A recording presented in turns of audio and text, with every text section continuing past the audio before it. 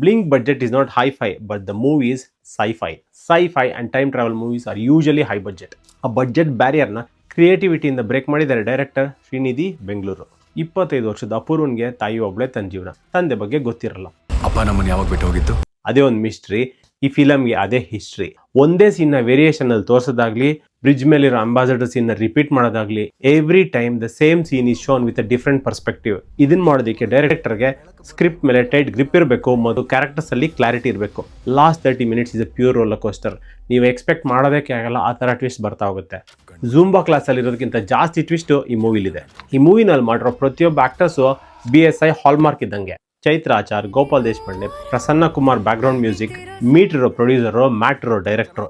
ಇದು ಎಲ್ಲದರ ಕಾಂಬಿನೇಷನ್ನೇ ಬ್ಲಿಂಕ್. ಈ ಸಿನಿಮಾ ಬೇರೆ ಯಾವುದೋ ಸಿನಿಮಾ ಥರ ಇಲ್ಲ, ಈ ಸಿನಿಮಾ ಥರ ಬೇರೆ ಯಾವುದೂ ಇಲ್ಲ. ಈ ಮೂವಿಗೆ ಕೆಲವೊಂದು ಕಡೆ ಮಾತ್ರ ಬಡ್ಜೆಟ್ ಇನ್ನು ಸ್ವಲ್ಪ ಬೇಕಿತ್ತು ಅನಿಸುತ್ತೆ, but crisis is the father of creativity. Blink rewrites the art of story telling and has remaster the art of screen play. ಇಷ್ಟು ವರ್ಷ ರೀಮೇಕಿಂಗ್ಸು, ಹಳಸ್ಲು ಮೂವಿ ತೋರಿಸಿ ಆಡಿಯನ್ಸ್ಗೆ ನಿಮ್ಮ ಯೋಗ್ಯತೆ ಇಷ್ಟೇ ಅಂತಿದ್ದವ್ರಿಗೆ ಹೊಸ ಡೈರೆಕ್ಟರ್ಸ್ ನಮ್ಮನ್ನ ಇಂಟೆಲಿಜೆನ್ಸ್ ತರ ಟ್ರೀಟ್ ಮಾಡ್ತಾ ಇರೋದು ನೋಡೋದಕ್ಕೆ ನಮಗೆ ಖುಷಿ ಆಗುತ್ತೆ. ನಿನ್ನಲ್ಲಿ ಒಂದು ವಿಚಿತ್ರವಾದ ಶಕ್ತಿ ಇದೆ. 2-3 ನಿಮಿಷ ನಾವು ಬ್ಲಿಂಕ್ ಮಾಡದೇ ಇರೋದೇ ಕಷ್ಟ.